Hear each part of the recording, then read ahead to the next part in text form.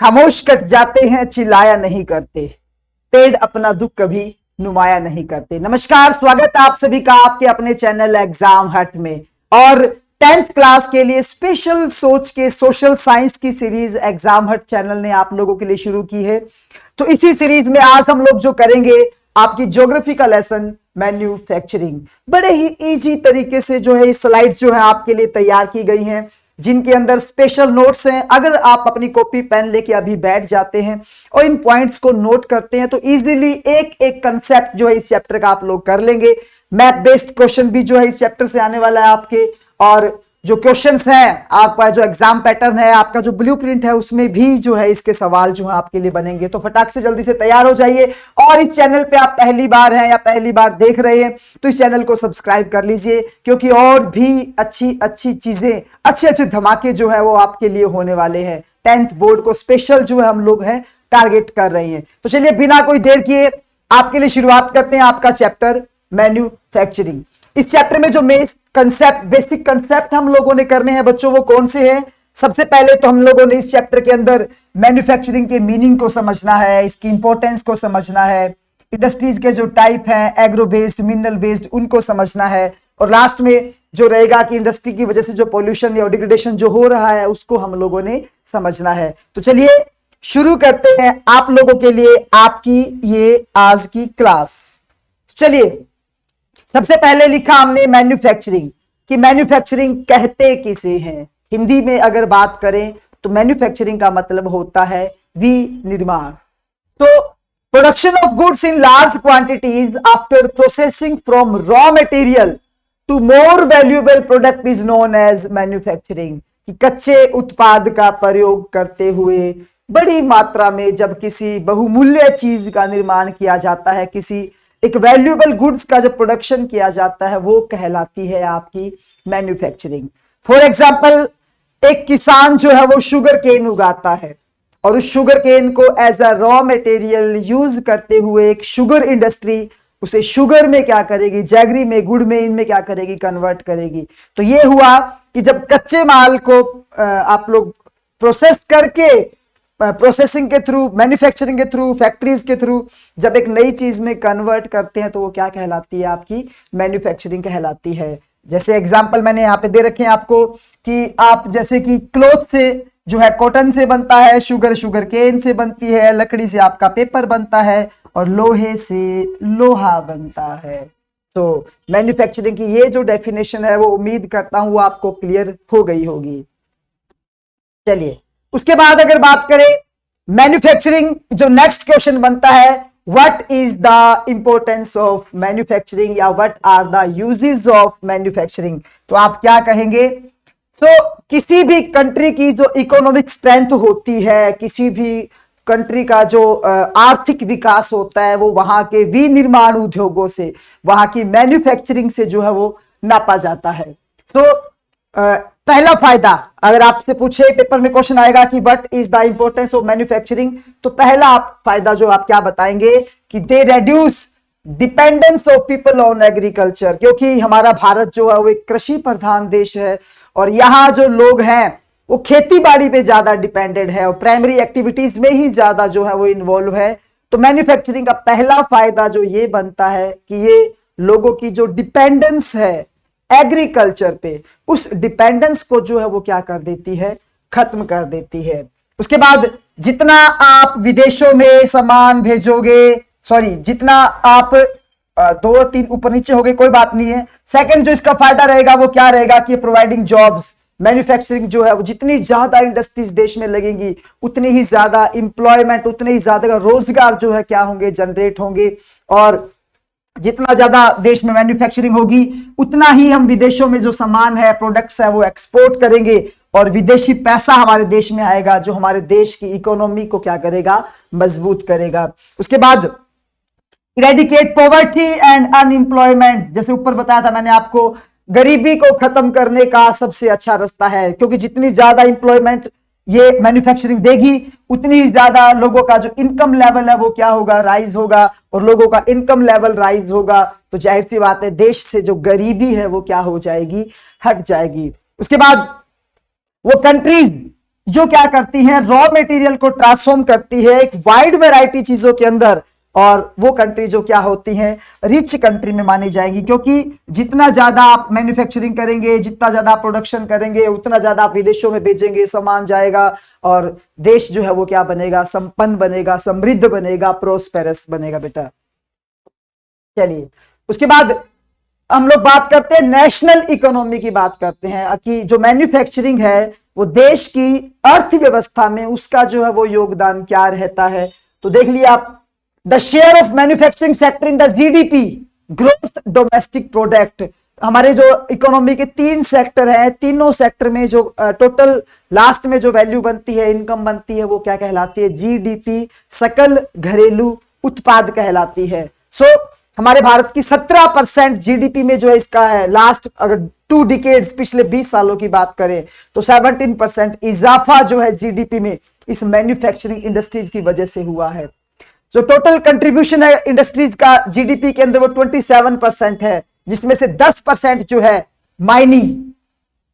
आप लोगों को पता होगा कि माइनिंग क्या होती है, कि जब अर्थ को एक्सट्रैक्ट, अर्थ की जो है इनसाइड को एक्सट्रैक्ट करके मिनरल्स को बाहर निकाला जाता है, जिसे खदान कहते हैं, खनन क्रिया कहते हैं।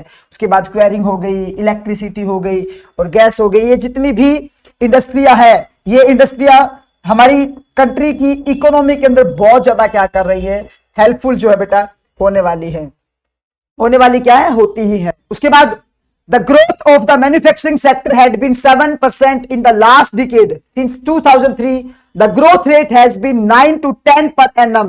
The desired growth rate over the next decade is 12%. भी हमने 12% मतलब जो है हमारी ग्रोथ रेट के अंदर इसको विनिर्माण को, मैन्युफैक्चरिंग को डाला था, लेकिन 10% तक हम लोग जो है वो पहुंच चुके हैं ये। So national manufacturing competitiveness council, NMCC, 1 mark का जो आपका क्या बनता है, इसके अंदर क्वेश्चन बनता है कि एनएमसीसी की फुल फॉर्म बताइए। तो क्या बना, नेशनल मैन्युफैक्चरिंग कॉम्पिटिटिवनेस काउंसिल। ठीक है, तो इसका एक ऑब्जेक्टिव है कि हम बस प्रॉपर पॉलिसीज बना के हमारी जो इंडस्ट्रीज हैं, हमारा जो विनिर्माण उद्योग है, भारत की जो सेकेंडरी एक्टिविटीज हैं, इनमें बहुत ज्यादा जो है इंप्रूवमेंट लाने की बेटा जरूरत है। उसके बाद हम कॉमन सेंस की बात करते हैं। सिंपल सा क्वेश्चन है, ये आप लोगों को आना चाहिए। नेक्स्ट क्वेश्चन बनता है कि अगर आप इंडस्ट्री लगाना चाहेंगे, आप कोई उद्योग लगाना चाहेंगे, तो उसके लिए जो लोकेशन है वो आप कैसी देखेंगे। So describe the factors that affect the location of any industry. किसी भी उद्योग की अवस्थिति को प्रभावित करने वाले कारक कौन कौन से हैं। तो जाहिर सी बात है, मैं अगर कोई इंडस्ट्री लगाऊंगा तो मैं वहां लगाऊंगा, क्योंकि इंडस्ट्री का मेन मोटिव होता है प्रोडक्शन ज्यादा, कोस्ट कम। तो जहां मुझे चीप लेबर मिलेगी, जहां मुझे सस्ता श्रम मिलेगा, मैं वहां इंडस्ट्री को क्या करूंगा, लगाऊंगा। जहां पे पानी अवेलेबल होगा, जहां पे बिजली उपलब्ध होगी, जहां पे कैपिटल पैसा अच्छे से यूज कर सके, जहां पे मार्केट पास में हो, जहां पे कच्चा माल इजीली मिल जाए। अब एक बात ध्यान रखिएगा, आपकी जो इंडस्ट्रीज आएंगी आगे, उन इंडस्ट्रीज में पूछा जाएगा कि कॉटन इंडस्ट्री की लोकेशन क्या पसंद करेंगे आप। तो ये पॉइंट जो है आपने सब में क्या करने हैं, यूज करने हैं। सो ये हमारा क्वेश्चन बना कि वो कौन कौन से फैक्टर हैं जो किसी भी इंडस्ट्री की लोकेशन को प्रभावित करते हैं।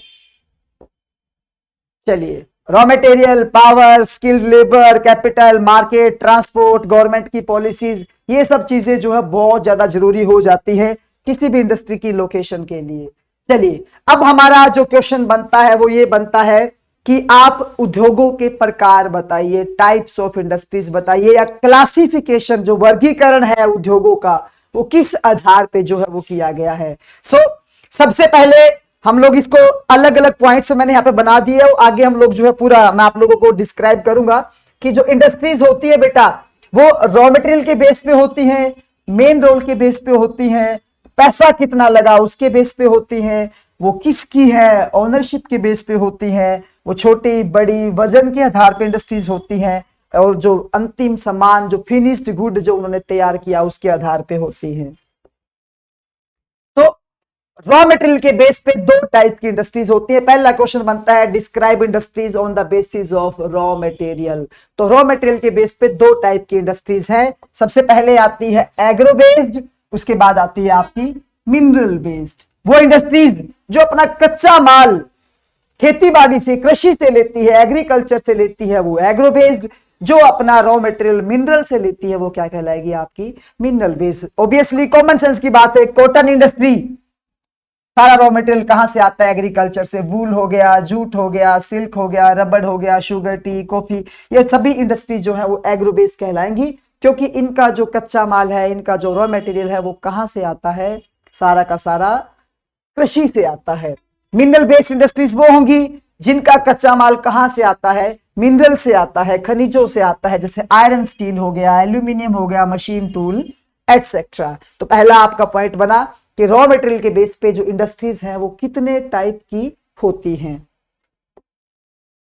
उसके बाद मेन रोल पे बात करें तो बेसिक या की इंडस्ट्री सबसे पहले आती है। सपोज कीजिए कि आपकी एक लोहे का गेट बनाने की जो फैक्ट्री है, तो आपको कच्चा माल कहां से मिलेगा, उसका लोहे से मिलेगा। और लोहा डायरेक्ट नहीं होता, आयरन डायरेक्ट नहीं होता।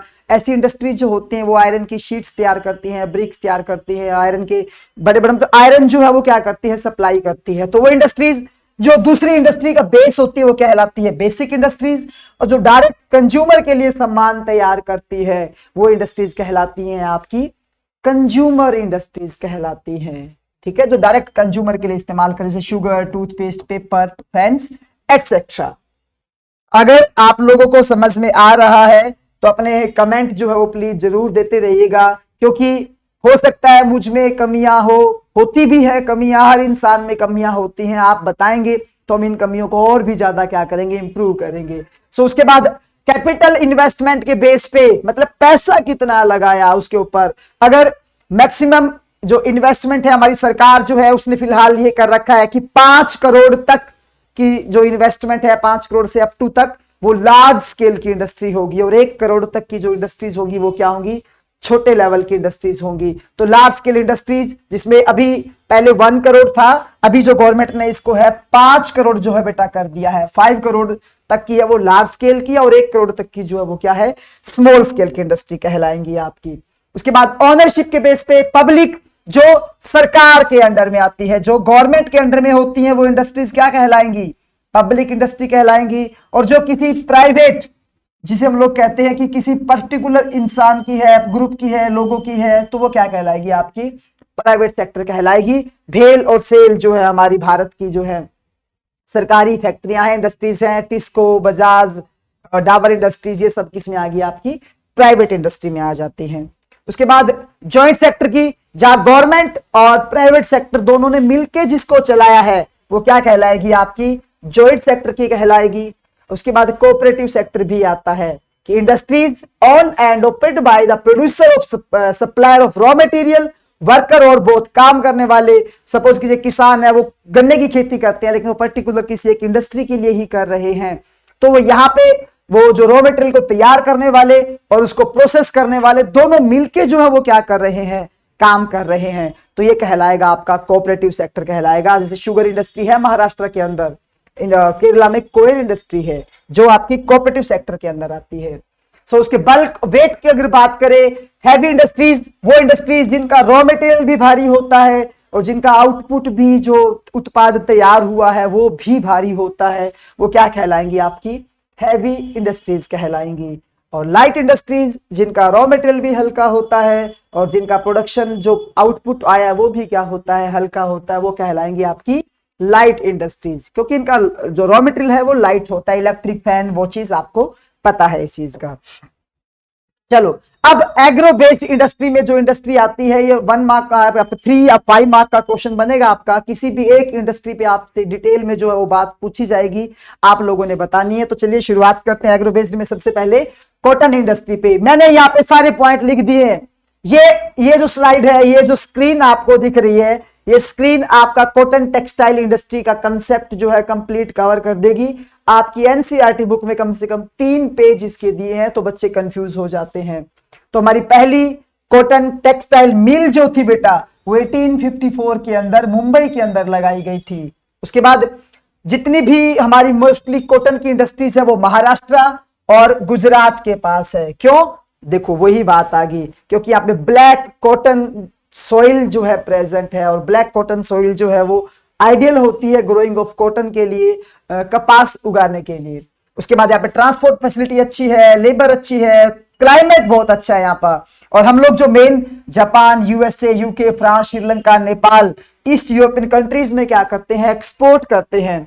और 3 मेथड है हमारे इंडिया के अंदर, हैंडलूम जिसे करघा कहते हैं, पावरलूम जो फैक्ट्री में होता है, और बड़ी बड़ी जो मिल्स होती हैं। 3 प्रोसेस के अंदर जो इंडस्ट्री चलती है। और कॉटन टेक्सटाइल इंडस्ट्री जो है वो इसमें काफी सारी प्रोसेस है, जैसे गिनिंग, कपास को चुगना, जिससे कपास खेतों से लेते हैं, स्पाइनिंग होगी, वीविंग हो गई, डाइंग होगी, डिजाइनिंग, टेलरिंग, पैकेजिंग, कितनी ही और इंडस्ट्रीज को जो है काम मिलता है इस कॉटन टेक्सटाइल इंडस्ट्री की वजह से। तो ये जो पेज था, ये पेज आपको कॉटन टेक्सटाइल इंडस्ट्री के ऊपर नोट लिखने के लिए आएगा, तो उसको अच्छे से कवर करवा देगा। चलो उसके बाद आता है कि क्या क्या चैलेंजेस है कॉटन टेक्सटाइल इंडस्ट्रीज को, मतलब कौन कौन सी प्रॉब्लम जो है ये वो इंडस्ट्री फेस कर रही है। सो हमारे पास अच्छी क्वालिटी की कॉटन नहीं है, और मेड कॉटन ग्रोइंग एरिया जो है वो पाकिस्तान में चले गए थे जब देश का पार्टीशन हुआ था। मशीनरी आज भी हमारी पुरानी है, और पावर सप्लाई हमारी अच्छी नहीं है, लेबर का आउटपुट हमारा अच्छा नहीं है, और सिंथेटिक फाइबर जब से आए हैं तब से कंपटीशन जो बहुत ज्यादा क्या है बेटा बढ़ गया है। और इस कंपटीशन की वजह से क्या है कि हम लोग जो है, हमारी जो कॉटन इंडस्ट्री है वो थोड़ी सी क्या हो चुकी है, डाउन जा चुकी है।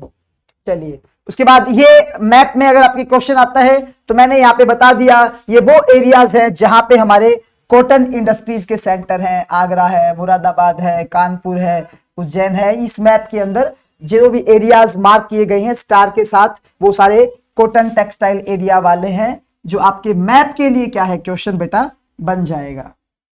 सो ये थी हमारी कॉटन टेक्सटाइल इंडस्ट्रीज। उसके बाद आते हैं जूट पे। आप लोगों ने सुना होगा, जूट बैग सुने होंगे आप लोगों ने। इस इंडस्ट्री पे हम लोग अगर जिक्र करें तो इंडिया लार्जेस्ट प्रोड्यूसर है जूट का और जूट के सामान का। 70% जो हमारी 70 जूट मिल्स हैं वो हमारी कंट्री के अंदर टोटल है। पहली जूट मिल जो थी रिश्रा, कोलकाता में 1859 में बनाई गई थी। और जूट जो है वो रस्सी बनाने के लिए, बैग बनाने के लिए, कारपेट बनाने के लिए इस्तेमाल होता है। और हमारी जो मोस्टली जूट मिल्स है वो हुगली नदी वेस्ट बंगाल के अंदर ज्यादा है। अब पूछो कि क्यों? क्योंकि जूट के प्रोडक्शन के लिए, जूट की खेती के लिए पानी की रिक्वायरमेंट बहुत ज्यादा होती है। तो ये जो लगभग 98 किलोमीटर का जो एरिया है वो आइडियल है जूट की खेती के लिए, और वेस्ट बंगाल में है। उसके बाद है इनएक्सपेंसिव वाटर ट्रांसपोर्ट है यहाँ पे, और एक रेलवे का नेटवर्क बहुत अच्छा, वही लोकेशन वाली बात आ गई है यहाँ पे। ठीक है, चीप लेबर मिल जाती है वेस्ट बंगाल से, बिहार, उड़ीसा, यूपी से। और Kolkata as a large urban center है, तो यहाँ पे बैंकिंग वगैरह जितनी फैसिलिटीज चाहिए होती है किसी भी एक इंडस्ट्रीज को, वो सारी जो है यहाँ पे क्या हो जाती है बेटा, मिल जाती है। चलिए अब चैलेंजेस क्या है इस इंडस्ट्री को, वही इंटरनेशनल मार्केट में काफी सारे सब्स्टिट्यूट है। बांग्लादेश जो पहले भारत में था, और जब पार्टीशन हुआ था तो पाकिस्तान में गया था, 1971 में बांग्लादेश बना था। तो हमारी मोस्टली जो मिल्स थी वो कहां चली गई, बांग्लादेश के अंदर चली गई। इसके बाद ब्राजील, फिलीपीन, थाईलैंड, ये वो कंट्रीज हैं जो काफी अच्छा कंपटीशन इंडिया को दे रही है। लेकिन हमारी भारत की सरकार ने 2005 में नेशनल जूट पॉलिसी बनाई इस ऑब्जेक्टिव के साथ कि जूट के प्रोडक्शन को इंप्रूव किया जाए, किसानों को जूट की खेती के लिए जो है मोटिवेट किया जाए, और ये जो पर ईयर यील्ड है इसको कैसे न कैसे करके क्या किया जाए, बढ़ाया जाए। तो इसके लिए सरकार जो है काफी सारी कोशिशें जो है वो कर रही है। चलिए उसके बाद चलते हैं हम लोग शुगर इंडस्ट्री पे। मैंने आपको पहले बताया था किसी भी इंडस्ट्री पे आपसे जो है सवाल पूछा जा सकता है। शुगर इंडस्ट्री की बात करें तो इंडिया सेकंड नंबर पे आता है वर्ल्ड में, किस चीज के अंदर, शुगर के प्रोडक्शन के अंदर। और गुड़ और जो खांडसेरी है, जैगरी जो है, उसके प्रोडक्शन में इंडिया नंबर 1 पे आता है। तो रॉ मटेरियल जो होता है, ऑब्वियसली कॉमन सेंस की बात है, शुगर केन चाहिए, और वो जो रॉ मटेरियल होगा वो बहुत ज्यादा क्या होता है, बल्कि होता है। 2010-11 तक की बात करें तो 662 शुगर मिल थी हमारे इंडिया के अंदर, जो यूपी, बिहार, महाराष्ट्र, कर्नाटका, तमिलनाडु, आंध्रा, गुजरात, पंजाब, हरियाणा और मध्य प्रदेश में जो थी बेटा। अब चैलेंजेस जो है इस इंडस्ट्री को, वही बात आ गई कि सीजनल नेचर है, शुगर केन है जो सीजनल नेचर की इंडस्ट्रीज है। हमारे पास मेथड ऑफ प्रोडक्शन जो है वो आज भी क्या है, पुराने हैं। और transport delay in reaching cane to factories, और शुगर केन जो है वो बड़ी प्रॉब्लम है कि ट्रांसपोर्ट फैसिलिटी ज्यादा अच्छी ना हो पाने की वजह से काफी देर तक जो है वो पहुंचता है, और हमें बैगेज का जो यूज है इसमें बहुत ज्यादा है, मींस बहुत ज्यादा बल्कि इंडस्ट्री जो है ये पड़ती है। और शुगर इंडस्ट्री जो है, अब ये बड़ा मोस्ट क्वेश्चन है कि नदर्न टू सदर्न इंडिया में क्यों जा रही है, why sugar industries are transporting from northern India to southern India. Simple सी क्वेश्चन सी बात है, मैं आपको बताऊं। सबसे पहले तो हम लोग याद रखें, अर्लियर यूपी और बिहार जो मेन प्रोड्यूसर थे शुगर केन के जो मेन प्रोड्यूसर थे वो सिर्फ यूपी और बिहार थे, और मोस्टली मिल जो थी इन्हीं दो स्टेट्स में थी। लेकिन अब शुगर मिल जो है वो साउथ के एरिया की तरफ क्या करती जा रही है, शिफ्ट करती जा रही है। रीजन यहाँ पे है कि सदर्न एरिया जो है यहाँ पे ब्लैक कॉटन सोइल जो है वो ब्लैक सोइल ज्यादा है, ब्लैक सोइल कॉटन के लिए आइडियल होती है, इसलिए वहां पे शुगर केन का कल्टीवेशन बहुत ज्यादा अच्छे से हो रहा है। सुक्रोज कंटेंट जो है वो साउथ के जो इलाके हैं उनके अंदर, जो वहां पे गन्ना उगता है वहां पे सुक्रोज का कंटेंट जो क्या होगा, ज्यादा होगा, और जितना ज्यादा गन्ने में सुक्रोज होगा उतनी ही ज्यादा जो है वो शुगर प्रोडक्शन होगी। उसके बाद मिल्स और मशीन जो है वो सारी नई है सदर्न स्टेट्स के अंदर, और वहां पे न्यू मॉडर्न मशीन्स का इस्तेमाल किया जा रहा है।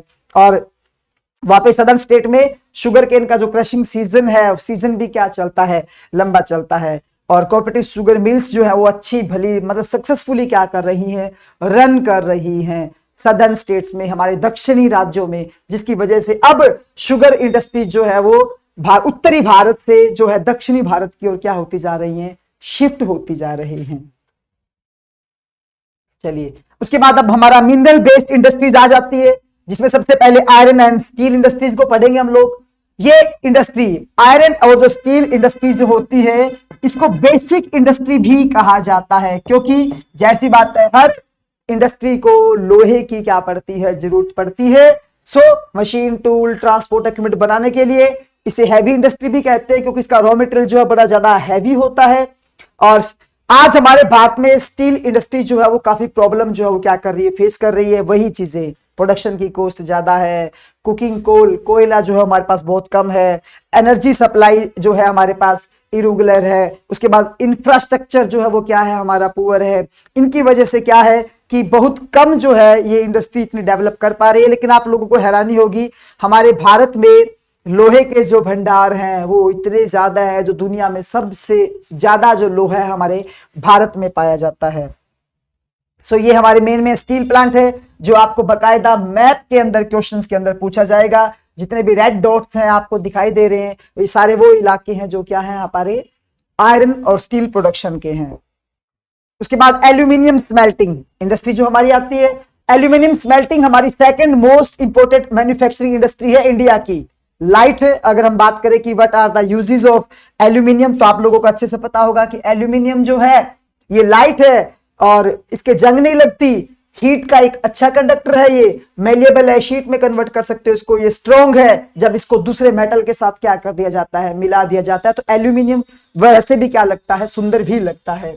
और एयरक्राफ्ट बनाने के लिए, बर्तन बनाने के लिए, तार बनाने के लिए, और इसका स्पेशली इस्तेमाल किया जा रहा है। और ये स्टील का, कॉपर का, जिंक का सब्स्टिट्यूट जो आजकल इसको माना जा रहा है। और हमारी कंट्री में जो एल्यूमिनियम स्मेल्टिंग प्लांट्स है वो mostly Orissa, west Bengal, Kerala, UP, Chhattisgarh, Maharashtra, Tamil Nadu यहां तक मिलेंगे। 2008-9 तक की बात करें तो भारत जो था 15.29 लाख मिलियन टन एल्यूमिनियम का प्रोडक्शन कर चुका था। और इसके लिए जो रॉ मटेरियल की जरूरत होती है वो होता है बॉक्साइट होता है। और क्योंकि बॉक्साइट का इस्तेमाल करके हम लोग क्या करते हैं, एल्यूमिनियम को स्मेल्ट करते हैं, तैयार करते हैं।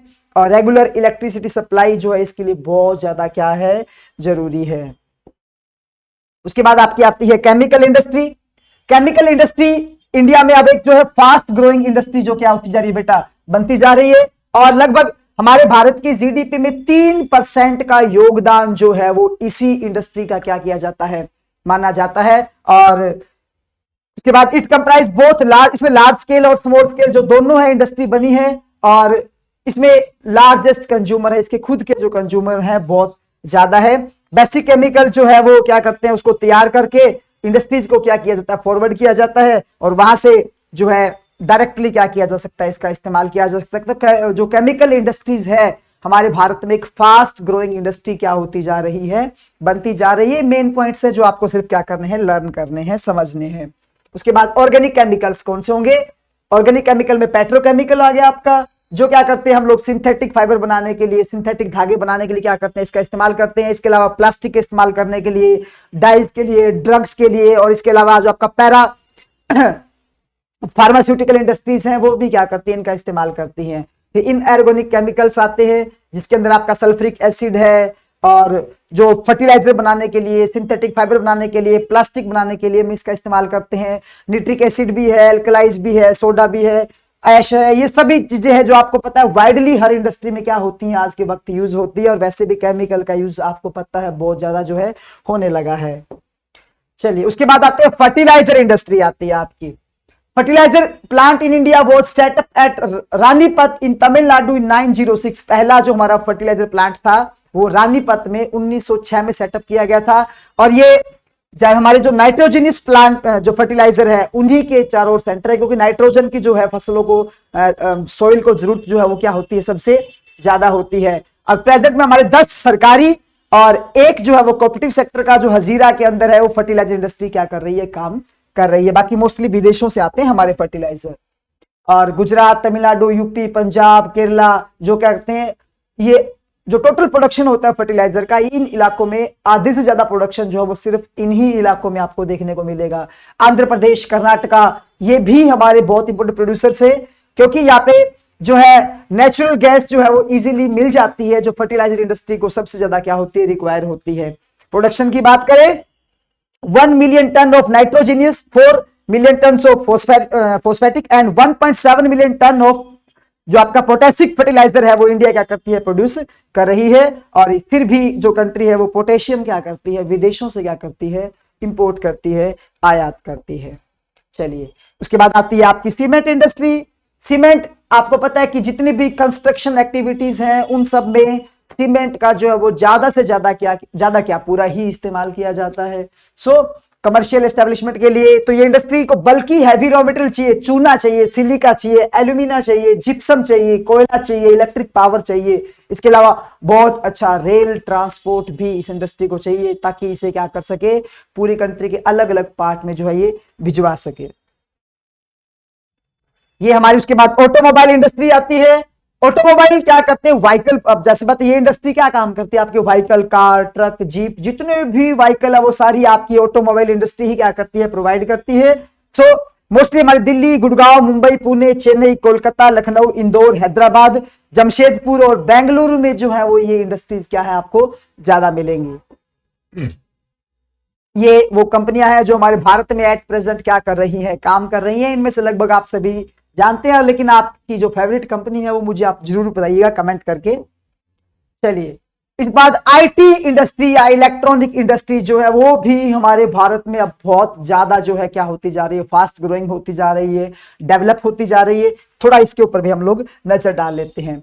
सो ऑब्वियसली कॉमन की बात की, हार्डवेयर और सॉफ्टवेयर जो है वो बहुत ज्यादा हर इंडस्ट्री को क्या है, रिक्वायरमेंट है हार्डवेयर और की सॉफ्टवेयर की। और टोटली जो है आपको पता है कंप्यूटराइज्ड हर सिस्टम हो गया हो, तो ये इंडस्ट्री जो है अपने आप में क्या बन जाती है, वैल्यूएबल बन जाती है।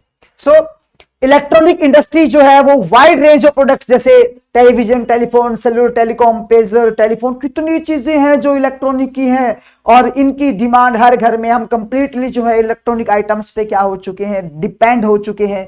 तो ये वो इंडस्ट्रीज है बेटा। बेंगलोर जो है सबसे ज्यादा इंडस्ट्री, इलेक्ट्रॉनिक इंडस्ट्री माना जाता है, इसे इलेक्ट्रॉनिक कैपिटल ऑफ इंडिया भी कहते हैं। इसके अलावा मुंबई, दिल्ली, हैदराबाद, पुणे, चेन्नई, कोलकाता, लखनऊ, कोयम्बटूर, यहाँ पे भी बहुत ज्यादा जो है इलेक्ट्रिक इंडस्ट्री क्या कर रही है, काम कर रही है। 2010-11 तक की बात करें तो सॉफ्टवेयर टेक्नोलॉजी पार्क, ये बड़ा ही छोटा सा सिंपल सा क्वेश्चन आपका, वो 46 लोकेशन पे बन चुके हैं अलग अलग। इसके बाद इस इंडस्ट्री का मेजर इंपैक्ट ये है, इंप्लॉयमेंट जनरेशन काफी अच्छा दिया इसने। और ये जानते हैं कि जो 30% जो है ना हमारे कौन से इस सेक्टर में जो है लोग क्या कर रहे हैं, काम कर रहे हैं, इलेक्ट्रॉनिक सेक्टर में काम कर रहे हैं। चलिए ये है आपकी इलेक्ट्रॉनिक इंडस्ट्रीज। ये कुछ सॉफ्टवेयर टेक्नोलॉजी पार्क है, जो रेड निशान देख रहे हैं आप लोग, श्रीनगर हो गया, मोहाली, नोएडा, जयपुर, इंदौर, गांधीनगर, मुंबई, हैदराबाद, ये सब इलाके जो है वो सॉफ्टवेयर टेक्नोलॉजी पार्क है, जहां पे हमारी इलेक्ट्रॉनिक इंडस्ट्रीज बहुत ज्यादा है। अब जो सबसे बड़ी प्रॉब्लम है कि विकास तो हम लोग कर रहे हैं, डेवलपमेंट तो हम कर रहे हैं, लेकिन इसका एक बहुत बड़ा जो है खामियाजा जो है हम लोगों को भुगतना पड़ रहा है। वो क्या? Industrial pollution and environmental degradation, जो एक बहुत बड़ी क्या बन चुकी है बेटा, समस्या बन चुकी है। इस पे क्वेश्चन बनेगा आपका। एयर पोल्यूशन किसे कहते हैं? जाहिर सी बात है, जब एयर के अंदर हार्मफुल गैसेस मिक्स हो जाती हैं तो एयर पोल्यूशन कहलाता है। इंडस्ट्रीज की वजह से CO2, monoxide, sulphur dioxide, chimneys जो है इतना सारा हीट जो है कर रही है कि ग्लोबल वार्मिंग हो रही है, एयर पोल्यूशन हो रहा है, सांस लेना क्या होता जा रहा है, मुश्किल होता जा रहा है। हमारी CFC का जो इस्तेमाल कर रहे हैं इंडस्ट्री के अंदर, क्लोरोफ्लोरोकार्बन का, जिसकी वजह से ओजोन लेयर क्या होती जा रही है आपकी, डिप्लेक्ट होती जा रही है। वाटर पोल्यूशन का भी एक बहुत बड़ा रीजन जो है वो इंडस्ट्रीज क्या होती जा रही है, बनती जा रही है। Thermal pollution of water occurs when hot water क्या करते हैं कि बड़ी बड़ी इंडस्ट्रीज जो होती हैं वो पानी को बिना ट्रीट किए गर्म पानी को डायरेक्ट क्या करती है, रिवर्स में क्या कर देती हैं, डाल देती हैं, जिससे रिवर लाइफ जो अफेक्ट होती जा रही है, वाटर पोल्यूशन होता जा रहा है। उसके बाद बात करते हैं नॉइज पोल्यूशन की। तो जैसी बात है, इंडस्ट्रीज की वजह से जो ट्रांसपोर्टेशन का चला है, इससे high intensity of sound generate होता है, जो क्या करता है, लीड टू नॉइज पोल्यूशन को लीड करता है, जिससे हमारी कंसंट्रेशन लेवल खराब होता जा रहा है, सर में दर्द होते जा रहा है, कितनी सारी बीमारियां आप अच्छी छोटी छोटी क्लासों में इनको पढ़ चुके हो। इसके बाद कफिंग, कितने सारी बीमारियां जो मैंने यहाँ पे लिख दी हैं वो सब किसकी वजह से हो रही है, इन पोल्यूशन की वजह से हो रही है। कहने का मतलब ये है कि इंडस्ट्रीज जो है हमारे लिए फायदेमंद होने के साथ साथ एक नुकसान भी कर रही है। तो बहुत जरूरी है कि ऐसे मानकों का इस्तेमाल किया जाए, ऐसी सिस्टमेटिक तरीके का इस्तेमाल किया जाए कि इंडस्ट्री जो है वो कम से कम जो है पोल्यूशन में क्या करे, अपना कंट्रीब्यूशन करें। उसके बाद कैसे इस इन्वायरमेंटल डिग्रेडेशन को कंट्रोल करोगे? आपको मैंने बताया कि पानी का जो है मिनिमाइज यूज करो, पानी का यूज कम से कम हो, अगर कर भी रहे हो तो उसको रीयूज करो, अगर रिवर्स में उसको डाल रहे हो तो उसको ट्रीट करो, उस पानी को रेन वाटर हार्वेस्टिंग करो, ठीक है। इंडस्ट्रियल जो भी वेस्ट निकलता है उसको अच्छे से प्रॉपरली ट्रीट करने के बाद जो है वो डिस्पोज किया जाए। Primary treatment by mechanical means, मशीनों का इस्तेमाल करते उनका प्राइमरी ट्रीटमेंट करो। इसमें आपको पता है स्क्रीनिंग, ग्राइंडिंग, फ्लोकेशन, सेडिमेंटेशन, ये कितनी सारी प्रोसेस है जो क्या करेंगी, पानी में से जो वाटर पोल्यूशन है, जितने भी हार्मफुल पोल्यूटेंट्स हैं उनको क्या कर देगी, अलग कर देगी। और बायोलॉजिकल, केमिकल, फिजिकल प्रोसेस भी हम लोग क्या कर सकते हैं, इस्तेमाल कर सकते हैं, जिससे कम से कम क्या बने, पोल्यूशन बने। इसी बीच हमारी NTPC बहुत मोस्ट जो है आपका क्वेश्चन बनने वाला है। काफी लंबा लेक्चर हो गया बट कोई बात नहीं, इसी एक लेक्चर में अगर आप इसको 2 टाइम में कर लेंगे तो आपका ये चैप्टर जो है कवर है। NTPC एक मेजर पावर प्रोवाइडिंग कॉर्पोरेशन है इंडिया का। ISO सर्टिफिकेशन है इसका, EMS इन्वायरमेंट मैनेजमेंट सिस्टम का। Corporation has a proactive approach for preserving the natural environment and resource like water. इसका मतलब इसे जिम्मेदारी ले रखी है कि जो हमारे नेचुरल रिसोर्स है, वाटर हो गया, ऑयल हो गया, गैसेस हो गया, इनको क्या करना है, प्रिजर्व करना है। ओके, सो इसने क्या दिया है कि optimum utilization of equipment, adopting latest technique का इस्तेमाल करो, पुरानी मशीनों का नहीं, लेटेस्ट टेक्निक का इस्तेमाल करो आप। और वेस्ट जनरेशन जो है उसको मिनिमाइज करो, और जितनी भी एशेस, जितना भी XYZ आपका डिस्पोज बनता है उसको यूटिलाइज करो, जितना भी उसको रीयूज हो सकता है। और ग्रीन बेल्ट प्रोवाइड करती है इकोलॉजिकल बैलेंस के लिए, इन्वायरमेंटल पोल्यूशन को रिड्यूस करती है। तो NTPC जो है हमारी गवर्नमेंट की क्या है, पॉलिसी है। तो कहने का मतलब ये कि इकोलॉजिकल मॉनिटरिंग करती है, ऑनलाइन डाटाबेस तैयार करती है। ये national thermal power corporation limited is the full form of NTPC, मैंने लास्ट में रखा था। तो national thermal power corporation limited जो है इसकी फुल फॉर्म बनती है।